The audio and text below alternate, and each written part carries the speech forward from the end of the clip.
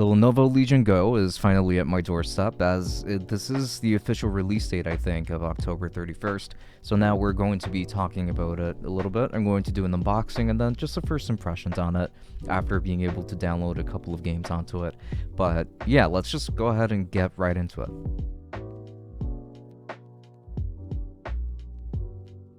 Alright, so let's go ahead and begin. There's actually a seal all the way back here that I have to go ahead and undo. Okay, so that's taken care of. Now, I can just go ahead and open the box as I would normally. So inside, we're going to find some very interesting things. Actually, not really, but we're going to find over here, if I lift this up, there's going to be the Lenovo Legion itself that actually comes in a carrying case. This is something that I feel we were missing with the ROG Ally, and I think it's really cool that we actually get a carrying case with this. Now we're going to explore what's inside of that, obviously, in just a moment. And then on another box on the side, we're going to see that. Let's check it out. Most likely just a power adapter, and yeah, pretty much just that. So with that said, I'm just gonna go ahead and put everything back in the box and move right on to the Legion itself, because that's really what we all want to see. Alright, so now we're gonna go ahead and unbox this thing. So I really like how the carrying case looks. It does remind me a lot of the one of the Steam Deck, but it does feel like it is of higher quality. Whoa, it definitely does. You're going to see that there's quite a bit of foam here to protect it. Now let's go ahead and open this thing up. So it's giving us a little bit of information on Legion space, but this thing is absolutely massive. What on earth is this? This thing is absolutely massive. I thought that the Steam Deck was big, but this thing is just tall. As you will be able to see, this thing is just absolutely tall. Okay, this thing is not powering on, so I think that it does need a little bit of time to charge in the oven first and foremost. So what I'm going to do is just the following. I'm gonna go ahead, turn this on, download some games, and then from there I'm going to spend a little bit more time talking about it, its performance. And don't worry, the full review will be coming very soon, like after posting this, but I figured that it would be nice to still do like a first impressions, and my first impressions is that this thing is absolutely massive and not really that great for portability, but hey, let's go ahead and give that a go, because it is at least actually lighter than I thought it was going to be. So anyway, I'll be right back. Alright, so many hours later, I've got this thing powered on, and from what I can see, this display is absolutely beautiful. And from what I was seeing, we are actually looking at a very high resolution display, a very high quality panel, and we're also looking at 144 Hz display.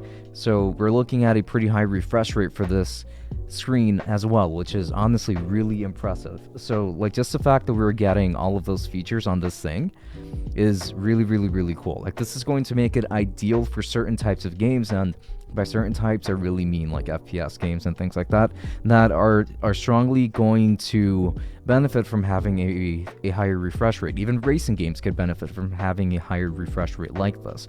The kinds of games that I usually play don't need to go beyond 60. However, it's really cool that this can go beyond 60 for the people that do need that, for the people that do want that kind of functionality. Also, because this thing has a kickstand, I'm able to put it up against my table like this, which is why it happens to be standing on its own, and I do really like that. Now, we're going to find some hardware buttons over here that are going to make this thing a little bit special, that are going to make it stand out, and we're going to be looking at a lot actually here. So on the very front, we're looking at ABXY, your start and select buttons essentially, or what I'm used to calling them, and then you have some additional buttons on the side, which looks like they're for accessing different kinds of settings. And then you have your D-pad, which is actually very clicky on this one. I actually really like it. It's very shallow, but it's just like a very nice click. And then the thumbsticks are actually Hall effect sensors, so these have a magnetic sensor that makes it so that the drift at least would be as minimal as possible. So this is really cool. Now, they're not going to be as wide, I want to say, as the one on the Steam Decks. However, this is still pretty cool. And then the trackpad, which is going to be on the right, does have haptic sensors on it. So it is a very high quality trackpad as well, because you could definitely feel the tracking from your thumb on it. So I do think that that's definitely really cool. So another thing that I wanted to mention is that yes, tapping is indeed going to work on it, and I very much like that. So now on top, you're going to find your volume controls, USB-C, and power, as well as a headphone jack 2 and micro SD, sorry, some exhaust and your speakers as well. And then at the bottom, you're going to find another USB-C port. So then on the back and on the sides, actually, so for the right controller, you do get essentially over here some M1 and M2 buttons. So those are remappable buttons that you can only access from that side. You're not going to get those buttons on the left side of the controller. But to compensate for that, when you go to the back of this controller, on the back you also do get additional remappable buttons for a total of 6 remappable buttons on this, or at the very least buttons that don't really have anything mapped to them to begin with. So there's a lot for you to do, and they're actually very easy to reach. So like, for example, if you're playing with this thing, any kind of game essentially, so you can very much just squeeze a little bit tighter, and then you got yourself a button press from something that you just remapped, and it's super easy to reach. So I can see this being extremely convenient for a lot of different people. Now, another thing that's actually really cool is just the fact that you can go ahead and detach these, even though I absolutely hate detaching these so far. And one thing also that bothers me that I'm going to mention in just a bit. But first, I want to go ahead and actually test out some games. So let's go ahead and start up Final Fantasy VII Remake before Rebirth comes out. And now, well, this is actually loading up. I kind of wanted to show off what the size comparison between the Steam Deck and this are. So I want to say that this is pretty much just as wide as the Steam Deck over here. I'm going to try to show it off in camera. So this is pretty much just as wide as the Steam Deck, but it is much taller than the Steam Deck. So that's what you're going to be looking at. The Steam Deck over here, to me, is already a pretty unwieldy device, but holding this thing, this is even more unwieldy. But the screen is so much bigger, and it's so much nicer than the one on the Steam Deck, that this is very hard to ignore.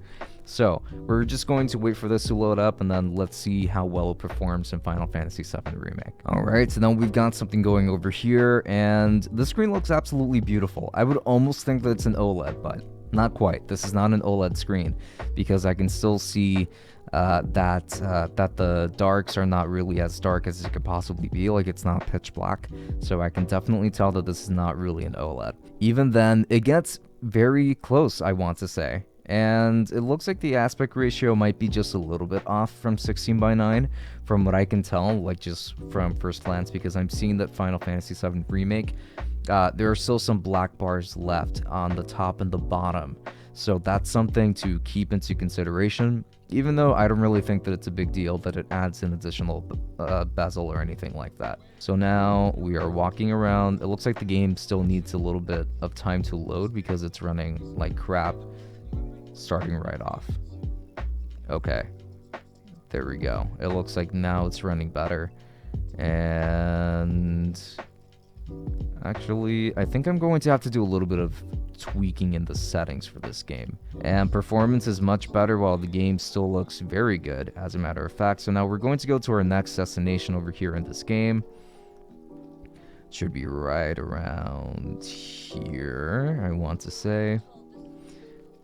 And yes, actually, so while we're looking at the performance aspect here, yes, now we're seeing that with a little bit of tweaking, this thing looks absolutely beautiful, and it runs very beautifully as well. This game is more than playable on a portable device like this. So now, one thing that I also wanted to note just very quickly is that you can basically use this as a Nintendo Switch. So you could just go ahead and prop this up on your table if you want to, kind of like this, and then you can go ahead and detach these controllers if you wanted to, even though they're really annoying to detach.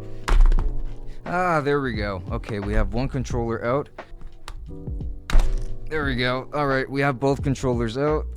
Fantastic. Now we can go ahead, prop this down, and then start playing. Jesus, but that's That is not as seamless as it is on the Nintendo Switch, because this appears to be using a very strong pin connection to be able to work.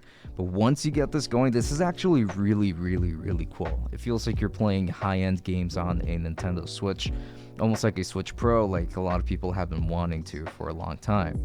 Now, another thing that I wanted to bring up is that these detachable controllers, once they are detached, they do not feel as heavy as you might expect them to feel. They actually feel pretty hollow inside, which is something that I was not expecting, and something that, frankly, I'm not very happy with so far. So this is going to take some more testing before I can tell you if this is something that I can get used to in the long haul, or if it's something that I would end up returning this for, to be completely honest, because this makes it feel a little bit cheap. The controls feel cheap when they are detached, but when they're attached to this device, which, by the way, not super easy to attach either. Okay, that's one, and that's the other one. Okay, good. All right, so both controllers are back on.